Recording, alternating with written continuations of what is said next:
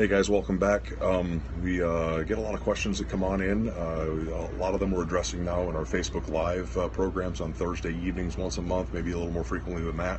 A lot of the stuff we like to answer on the video blogs here going forward. So I wanted to hit on one of the subjects that I got a question online last week about branched chain amino acids and pre-workouts and post-workout nutrition and all this. And I kind of answered a question in a unique way. My joke at the end of it was kind of like, don't put drag slicks on a minivan. You really don't need it. It isn't going to do you any good. We get a lot of crossover, a lot of people that are really concerned about their supplementation and really concerned about these nitpicking little teeny tiny adjustments in their diet and performance, supplements like branched chain amino acids and pre-workouts and stuff, when their primary goal is just simply fat loss and getting themselves in a little better shape. The problem is a lot of people read way too much into it. And I also talk about pre-workout nutrition. Should I eat carbohydrates before my workout? Should I eat fasted, et cetera, et cetera? The reality of it is if your primary goal is just simply some fat loss and maintain some muscle mass and keep yourself in great shape, a lot of that stuff is not critical at all.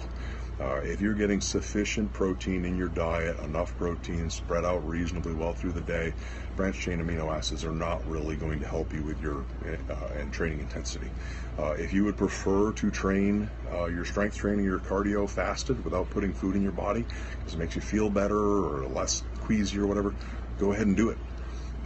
If you prefer to get carbohydrates in before you train or fats in before you train, if that works better for you and feels better for you, go ahead and do it, as long as it matches up with the rest of your diet. The reality of it is we get a lot of people who are just doing a very basic, burning extra calories and doing some strength training with just the goal of losing body fat, and they're reading all this stuff and learning all this stuff and getting taught all this stuff that's performance athlete based. It's all generated from competitive athletes and power lifters and bodybuilders, et cetera, et cetera. But if you're going to going to that level of detail, then it really doesn't matter. You don't waste your time with it. Don't worry about it. Don't stress about it. Same thing goes for split routines and stuff.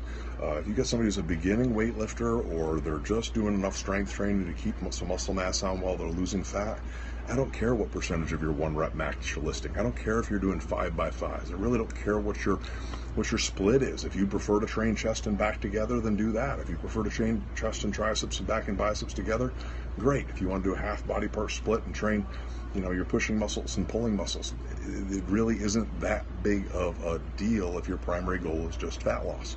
Now, if you're a competitive athlete and you're training for an event, for a powerlifting event, for a sprint, for a long distance running event, now your performance nutrition starts to get much more important. If you're a bodybuilder and you're trying to put on massive amounts of muscle mass in a short period of time or burn massive amounts